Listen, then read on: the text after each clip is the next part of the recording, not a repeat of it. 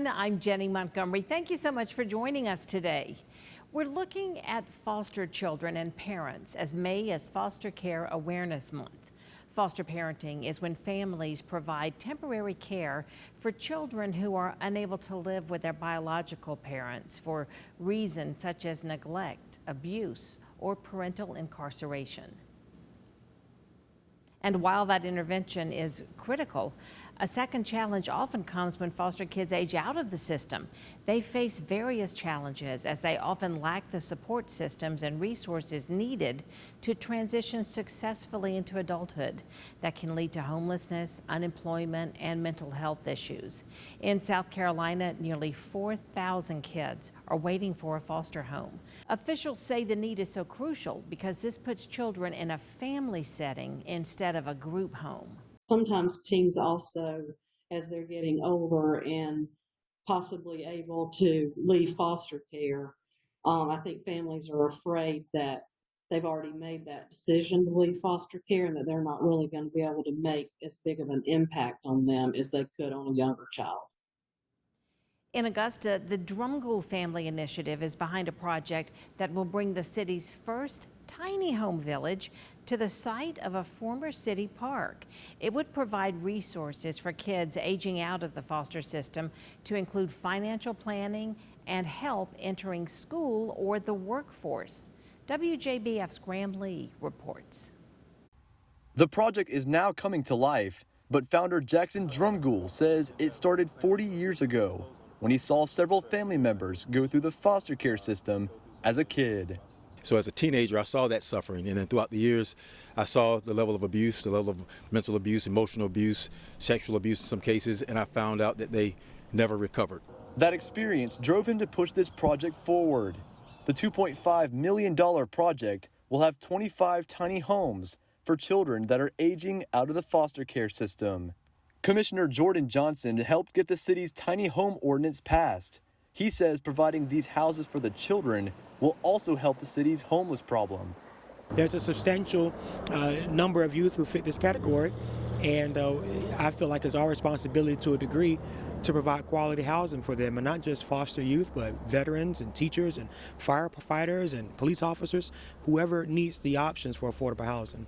I believe it's our responsibility to a degree to help fill that gap. Drumgoole says more money is needed to meet their goal. But once the project is finished, it'll be huge for the children and the city. It'll show the world that Augusta cares. Augusta is more than just a golf tournament. We're a bigger city with a bigger heart for the greater community.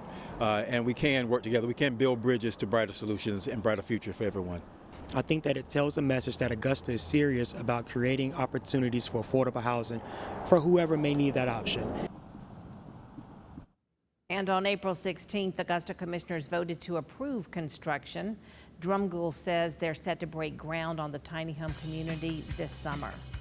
When we come back, we'll talk with the regional director for Mentor Foster Care and a foster parent about the challenges and the rewards of fostering a child.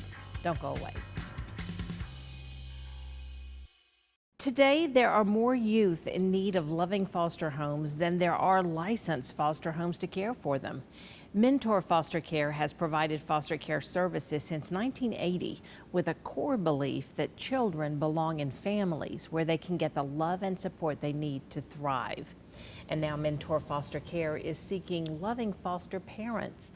Vonda Prince here is the regional director of Mentor Foster Care, and Marian Major is a foster parent. And ladies, thank you both for coming today and joining in on this really important conversation that we're having about foster children. It was really eye-opening for me to learn that some 3,800 children need foster homes in South Carolina, but there are only 1,040 licensed foster families. And sadly, just last year, South Carolina ranked last in the nation. Mm-hmm. Yes. Or lost more, maybe I should say lost more families. Yes. Foster families than any other state in the country. Now, Vonda, Mentor Foster Care is unique.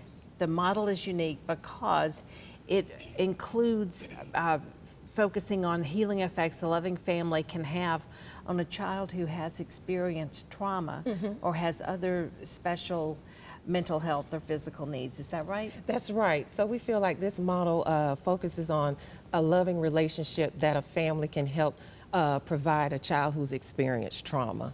And we've been doing this for quite some time and found this to be successful. Yeah, the notes were 1980, and it started elsewhere, but it has spread around the country. Yes, correct. We started in 1980 in the state of Massachusetts, where we work with youth that were involved with the court system, where they otherwise be in correctional institutions. And so since 1980, we have spread out across all other states, providing an array of services. That's terrific. That's just so important. Now, who can become a foster parent in South Carolina? What are the qualifications? So the minimum qualifications are be at least 21 years of age, pass a background check, a medical, and have a space for a child in their home. But most of all, we want you to have the desire to want to be a foster parent. Yeah, yeah. So you don't have to be married or have a partner. A single adult can be a foster parent. No, you can be single, you can be married, you can be an empty nester like Marian here. Yeah. You can be from any cultural background, any gender, any orientation. We welcome all. Okay. That's, again, very important information to know, because it opens the door, I think, for a lot of people who might not realize, yes, we could be foster parents. That's really, really great. Is there a licensing process? What do the parents have to go through? So yes, there is a licensing process, and it takes around 90 to 120 days. We assign you a family evaluation specialist who walks you through the process and begins those initial steps. She comes out to your home and sit down with you and kind of walk you through the process. And so they get you started on your background checks. They interview all the household members. They do a walkthrough of the home. They also do what's called pre-service development training. We get you signed up with an educator, which provides all of the tools necessary to parent a child in your home. And so you may have other children. You may have your natural children in the home. Yes. And decide that you want to foster as well. Absolutely. And so we want to sit down and talk with them to make sure everybody's on board. And we think it's great to have your own biological children so that they can be supportive in this process as well. Certainly. And then that opens a whole new dynamic of relationship. Absolutely. Absolutely. So they can be a part of a true family. Yeah. I love that. That's so important. And Marian, the obvious question for you, I could see you nodding out of my side, peripheral vision at some of the things that Vonda was saying to us. But the obvious question is, what made you decide to become a foster parent? Well, first, thank you for having me here. Absolutely. I always wanted to be a foster parent because I have 2 daughters of my own. But sometimes life happens where you think you can do it this moment. But then life is still happening. But when we became empty nesters, I said, why not now? So this is giving kids an opportunity to just flourish in life. You want to be that person that can plant the seed to help a person or help children to just be better people. Right. And I have such a passion for it to just love on them, just listen to them, because they didn't choose fostering.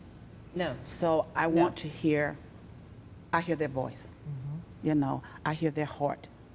And then I just want to be there just to get a good understanding and just to love on them. That's just my passion, just to love on them and show them something different. Yeah. Because you said something that's so crucial. They didn't choose to be foster children.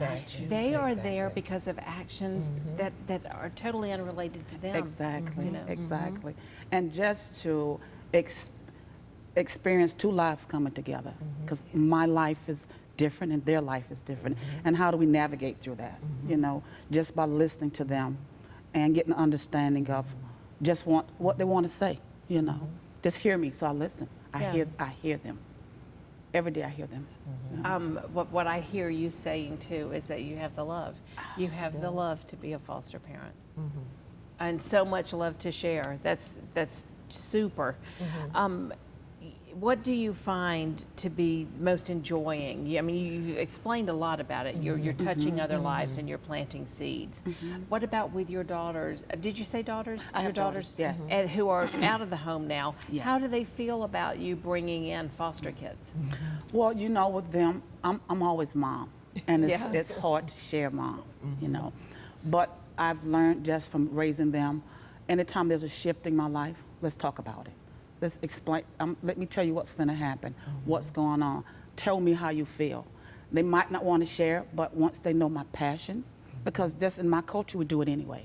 You know, we Right. raise nieces, nephews, and cousins. But I also have to consider them, and they understand mom. Because I bring them people into their lives when they were little. They might not understood it, but they seen the process and where the kids are now. So Yes. they always need mom. Yeah. Always. I'm going to always be mom, whether I'm fostering or not. So they on board. You know, we have a little joke in my own family where over the years, I had 3 back to back.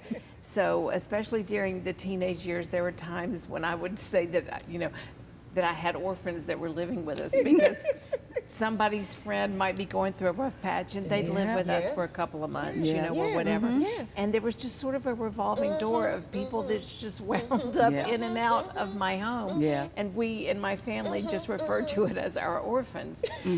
But my kids talk about that now with such, they're so proud of that. Yes, And they yes. love it that we were just able to bring in other people when they needed something. And it sounds to me like you, maybe even before you were a foster parent legitimately, you were doing it. I was doing it anyway. Yes, exactly. Now, I believe there's a letter you wanted to share with us that you wrote to a child. Yes. If you feel like it. Yeah, listen. This was something that was given to me as a task to say, write something to a child. But see, before I got the kids, I already prayed. And I prayed to God and I asked him to, the prayer that I had was to give me a child that needs me as much as I need that child. Yeah, so it says, my dearest foster child, I want to take this time to thank you for giving me the opportunity to pour out unconditional love to such an amazing person as yourself. As we embark on this journey together, we will learn so much about each other and from each other. I did not know how much I needed you until you entered into my life. When you look upon the skies of heaven, you know that the limits of life is endless. So I welcome you, my sweet baby. Love that. I Yes. love that. Yes. Beautiful. Yeah, because there's nothing like seeing a child, just the smile, you know, the laughter, you know, because the world is not easy. And then it's a preparation, because one thing I learned from my daughters was I love them the same, but they're different. So That's the truth, yeah. I can't treat one like I right. did do the Right, other, you know. right. So, and just with getting kids that, it's just sitting, let's hear the laughter. We don't hear the laughter of kids now. You know. You ladies have been tremendous. Thank you so much for sharing what you have with us today. And right now, what I want you to know is how you can find out more information about Mentor Foster Care. Once again, Mentor Foster Care provides therapeutic foster care services to help children with trauma, autism, behavioral health needs, and other challenges heal and thrive. You can contact them at 888-249-5150. They're located at 5140 Woodside Executive Court in Aiken. If you are interested in becoming a foster parent, you can learn more about it on their blog or visit mentorfostercare.com to sign up for an information session. Up next, find out about FlexFest, a benefit for the Georgia Neuromuscular Clinic. See how the funds raised directly benefit patients and who will be joining Wycliffe Gordon on the entertainment stage after the break.